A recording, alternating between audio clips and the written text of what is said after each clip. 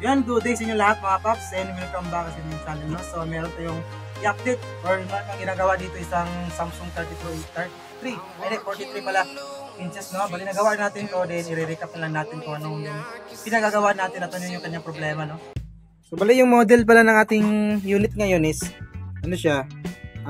Samsung UA43 in 503 ER. Ayan. And makikita nyo dito sa ating salamin or mirror, yun o, gumana na po yung unit natin. Napagana natin yung unit ulit, no. Bali yung problema or issue pala ng unit na to is ano siya. Nung pagdating nito is wala po siyang standby, walang red lights. Bali dead set or walang power totally yung unit natin, no. Ayan. So nung mabuksan natin, ito yung mga nakita nating problema. Bali pinicturean natin to, yung board niya mismo nung pagbukas natin. So dito banda mapapansin nyo meron na yung mga meron ng lubricants or oil. Meron na tayong electronics oil na ginagamit dyan or binuhos dyan. Kasi yung problema ng unit na to, sa tingin ko parang natuluan to or ano tawag doon, parang merong butas siguro yung dingding or yung bubong, tapos yung tubig nakapasok dito banda yun, no? Kasi mula dito na side na to, mula sa may memory natin na yan hanggang dito sa may 5 volts na reg natin ito, at saka dito sa ating optocoupler, pati rin yung ating PWM merong kalawang, oh. Yung kalawang niya is kulay, ano po siya, kulay itim. So iwan ka lang kung talagang dun sa moisture yung nanggaling yung bakit nagkaroon siya ng parang itim na kalawang, or meron talagang content na pumasok dito sa ating board, no, or tubig or ulan na pumasok dito banda, kaya nagkakaroon nagkalawang yung ating board. So yung ginawa ko na, syempre nilinisan natin, gamamit tayo ng thinner. So gumamit tayo ng thinner, nilinisan natin yung kalawang niya, tapos kinuskus natin ng blade yung mga paa ng ating parts dito. Kaya kita nyo naman yan, ano tayo mga kinuskus na kalawang dito sa mga parts dito. Ayan, o. Ayan, yung lawang niya, kinuskus na po natin yung kalawang dito banda. Ayan. So nung ma-check natin yung meron lang is ano siya, yung 12 volts dito. Meron po siyang 12 volts. Yung wala, yung 3.3, asan yung 3.3 natin dito sa memory, nag-check tayo sa may VCC ng memory natin, 3.3 yan. Tapos yung 1.8, wala po yan. At saka yung dito, medyo napuruhan yung banda dito kasi nawala yung 5 volts sa may LDO dito, sa may coil. So sa may coil na to, galing dito sa may 5 volts to, regulator yan, yung maliit na IC na to. So wala po yan, pero meron po siyang in na 12 volts. So paisip ako, nakala ko na hindi ko na magawa. So chinek ko yung bawat parts. Meron ako nakita dito na parang may natanggal na pyesa.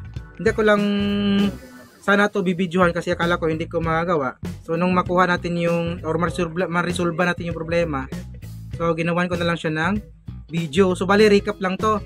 So ito dito banda kasi magpapatay ng pantutok. Ayan, o. Ito. So dito banda meron siyang kunting parang may mga parts na natanggal, no, kasi na kulay kulay copper yung parang paa. So meron tayo na pang idea na parang may natanggal na parts dito, resistor. So tingin natin resistor, kasi kung paano ko nakuha yan, paano ko nakuha yung nalaman na may natanggal na pyesa. Ito, meron akong sample dito, asa na yun, wala. Meron akong isang board. Yung problema ng board na to, asa na yung board natin, maghihira, nawala. Wait, hanapin ko lang saan ko yung nalagay. Ito pala, sa may ilalim. Ito. Meron akong sample dito, board to, sira yung kanyang MCU dito. Sira yung MCU niya. Then, hindi pa nag-confirm yung may-ari kung papalitan ba ng buong board, no? Hindi pa siya nag-confirm sa atin. So, standby muna to. Buti na lang, standby pa natin to. Nandito pa sa shop kasi nakakuha tayo ng idea at na-copy natin yung yung kanya mga parts dito. So, dito, pansin nyo, ito po yung part na to, ito po yung portion na yan. Ayan. So, may nilagay dito. Kasi yan, ay capacitor C60, tapos dalawang resistor, ayan oh. Dalawang resistor na yan. Ito. Ayan. Dito, tandaan nyo, R61 at R17. Ito ninyo dito, kung dito titingnan natin, ayun oh, nawala po yung dalawang resistor, yung kapasitor lang yung natira dun sa may ilalim. Ayan, nawala po yung dalawang resistor na yan. Tapos nung ma-check ko yung resistor na to, kung anong value nito, ito. Ayan, dalawang value na yan. Bali yung nakuha nating value ng resistor na to is ano siya? Anong tawag dun? Parang nasa mga 9 key. So, ang ginawa ko, kumuha ako ng 10K kasi medyo mahirap naman yung 9K, parang wala atang 9K, no? Para siguro nag-error lang yung tester natin. So ginawa, kumuha ako ng 10K resistor, yan, 10K resistor kasi nung chinik natin to, walang 5 volts na lumalabas ito sa may coil na to. So inakala ko na ito yung sira yung kanyang regulator na to. So buti hindi ko pa to tinanggal at saka pinalitan, kasi kung pinalitan natin to is ganun pa rin siya, no? So ang una kong ginawa, pinalitan ko muna yung nawalang mga resistor dito. So bali dalawa yon, isa yung ating ginamit kasi yung isa naman is papuntang ground yan eh. Yung isang linya, asan na yun? Wala. Ayan. Ito kasi, ayan, yung R61, papuntang ground yan. So, dito, meron tong, pupuntahan, hindi ko lang alam kasi wala na po tong supply yung, hindi, tinis pala natin to. Okay pala yung supply nito, yung kulang nito is, yung problema is yung 1.8. Problema yung 1.8 na linya, kung susupplyan yan, magbabaga yung ating MCU. Ayan. So, saan ba tayo? Nawala ko So, nilagay ko ng 10K itong R17 natin kasi ito yung nasukat ko eh. So, kung hindi pa ito nagagana, ito naman yung kukunan ko ng reading, yung R61 natin, tapos ikakabit natin dito. So, nung unang kong trial, yung R17, 10K resistor, kinonekta ko dito. Ayan siya. Ayan. So, gumana na po yung unit natin. So, obserbaran ko lang siguro to ng mga ilang oras kung hindi na ba siya magkakaroon ng problema. Pero sa tingin ko, lalagyan ko to ng ito, yung number to. Medyo mahirap kasi kabit yung siguro ito na lang yung tatanggalin natin, tapos ito na lang yung ikakabit natin, no, para magkasya dito. Kasi kung gagamit tayo ng hindi SMD na resistor, medyo mahirap siya ikabit, no. Ayan. So, saksak ko lang muna. Ayan, saksak natin ulit. Meron po siyang standby. Nung pagdating nito, wala po siyang standby. Ayan, kuha lang ako ng tester para makita natin yung supply. Ayan.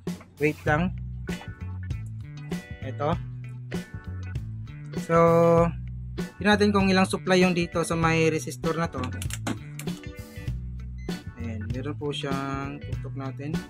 Meron po siyang 12 volts. Ayan. At saka lumabas na rin yung 5 volts niya dito. Meron siyang 5 volts dito. Ayan. So, meron na po siyang 5 volts. At saka yung 3.3 sa may memory na wala kanina. Meron na po siyang 3.3. At meron na rin siyang ito, kita nyo ba? Ayan. 1.8. So, meron na po siyang 1.8. Ayan. 12 volts na present kanina. Ayan. Then yung kanyang ito, para sa backlight. Ilan natin sukatin. Ito lang yung supply para sa kanyang backlight. Ito kasi yan eh. Ito. So, meron po siyang 94.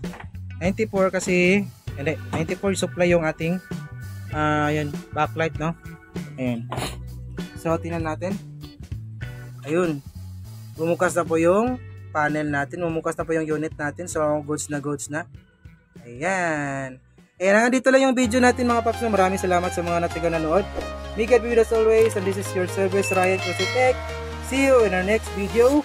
Bye-bye.